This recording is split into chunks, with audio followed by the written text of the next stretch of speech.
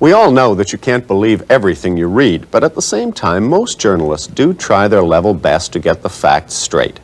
It requires checking and, wherever possible, a first-hand account of what's happening. But an eyewitness account is not always possible, particularly in nasty wars on the other side of the world, and so reporters sometimes have to rely on other people's accounts. The story then becomes as good as its source, and sources sometimes lie. The U.S. Central Intelligence Agency, the CIA, deals in information and misinformation.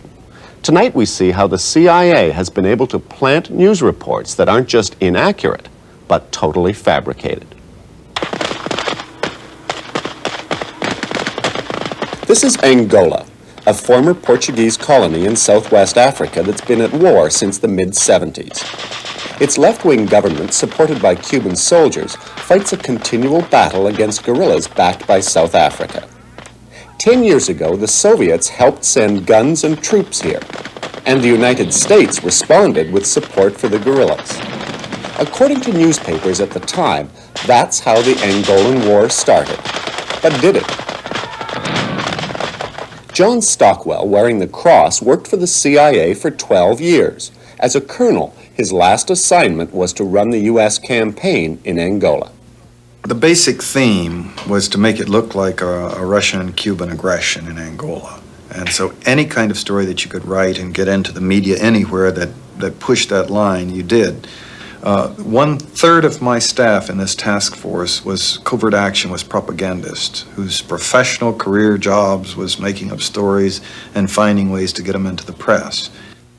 In 1975, the resource-rich African country was being fought over by three factions.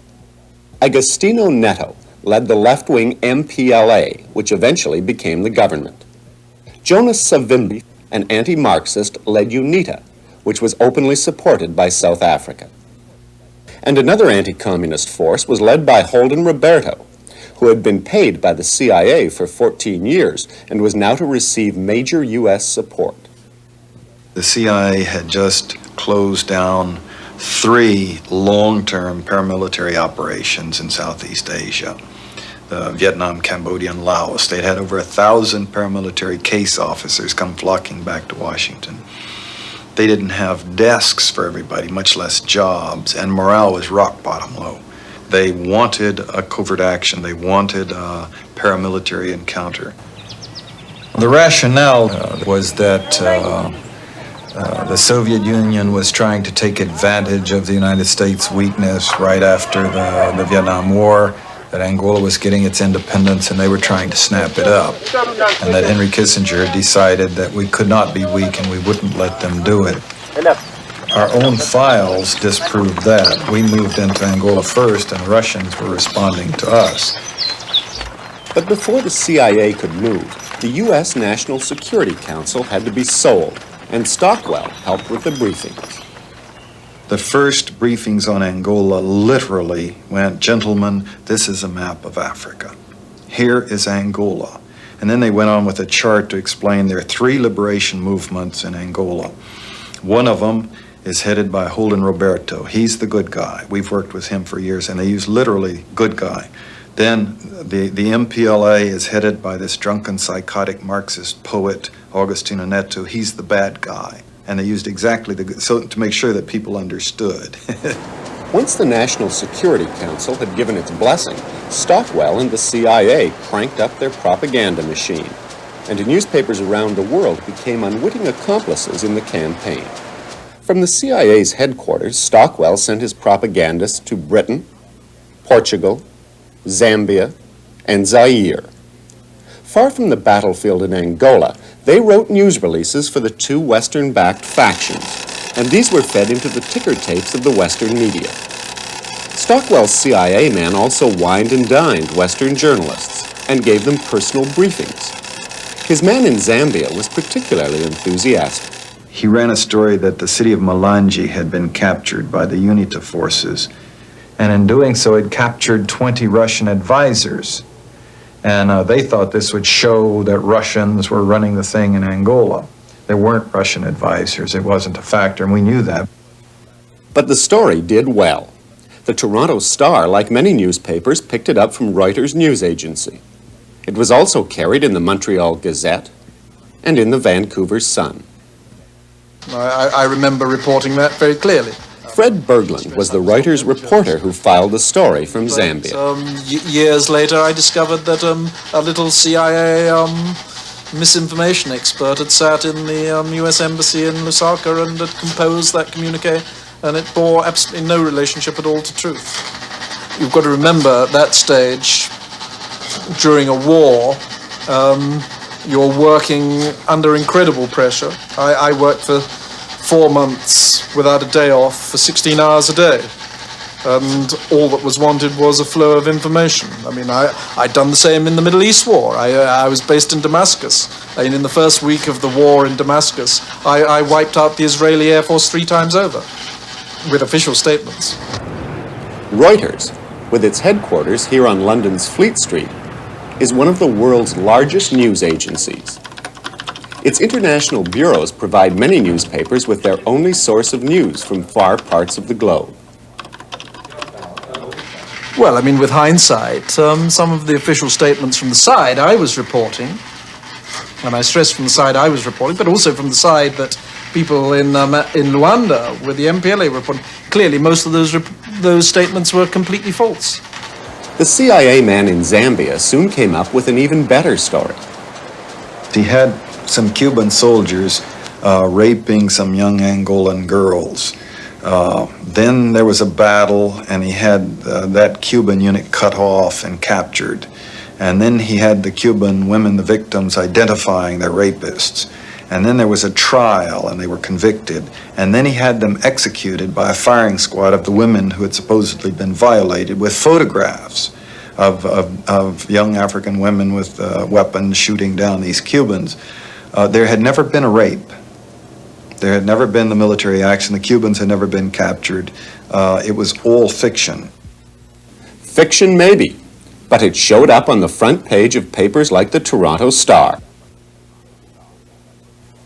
The Toronto Globe and Mail also ran the story, and its headline attributed it to Angolan guerrillas. Many other Canadian newspapers in cities like Winnipeg, Montreal, and Halifax picked up the story. Basically, and to put it very crudely, you can publish any old crap you like, and it will get newspaper room. But despite the best efforts of the CIA, the armies it supported didn't stand much of a chance once Cuban soldiers showed up. The force led by the man who'd been on the CIA payroll, Holden Roberto, was wiped out. And UNITA and the South Africans made a hasty retreat. Back in Washington, Congress didn't want another Vietnam and voted against spending any more money in Angola. More recently, the CIA has found work for its skilled writers in Central America, particularly in the campaign against the Sandinistas in Nicaragua. First, the arms flow story. According to President Reagan, Nicaragua supplied guns to left-wing guerrillas in neighboring El Salvador. The Sandinista dictatorship of Nicaragua, with full Cuban Soviet bloc support, not only persecutes its people, the church, and denies a free press, but arms and provides bases for communist terrorists attacking neighboring states. David McMichael was the CIA's senior analyst on Nicaragua. He was asked to write a report on the arms flow, but when he looked at the evidence, it didn't support Reagan's claims. The argument that we're dealing with here is, do these arms come through or from Nicaragua with the complicity of the Nicaraguan government? And the evidence does not sustain that. In 1981, the CIA asked McMichael for a report on the Nicaraguan press, opposition, and church. And my conclusion was that, there was a significant space for these groups to operate, but that they were in no danger of suppression or disappearance. Compared to any other Central American country, Nicaragua has by far the liveliest opposition press and media. Over 2/3, for example, of the 40-odd radio stations in the country are still privately owned and generally speak their mind. When McMichael spoke his mind, the CIA didn't like it. He was fired. But after 4 years of fighting, now the Nicaraguan government has suspended many freedoms. In the world's newsrooms, the CIA efforts at disinformation continue to turn up. In 1982, reporters were shown photographs of what the CIA said were Soviet bases in Nicaragua, identifiable by their Soviet-styled obstacle courses, training areas, and guns. I used to laugh and say, look at that Soviet-style baseball diamond over there, this is almost foolish, really, to talk about this. First of all, they're not Soviet military bases. That's the whole point. The second is that a barracks is a barracks. An obstacle course is an obstacle course. The Soviet freighter Bakuriani pulled into the Nicaraguan port of Corinto today, carrying a mystery cargo which could lead to a showdown between the Sandinista Just over a government and year the ago, re-elected Ronald on the Reagan. day President Reagan was re-elected, his administration came up with another Nicaragua story. This one had to do with Soviet MiG fighters, which Washington said had been shipped to Nicaragua in some mysterious crates detected by satellite surveillance. The result was more headlines. But as the story developed, doubts began to emerge. Ronald Reagan had a warning today for Nicaragua and for the Soviet Union. Reagan said the U.S. still cannot confirm reports that Nicaragua has received a shipment of MiG-21 jets. But he said if the reports turn out to be true, the U.S. would take a very dim view. The Nicaraguan government has denied that crates taken off a Soviet freighter today contain any warplanes, and it's accused Reagan of trying to whip up an invasion fever. By week's end, U.S. officials were saying there weren't any MiGs after all. It's the usual thing. The charge makes the headlines. The retraction makes the inside pages.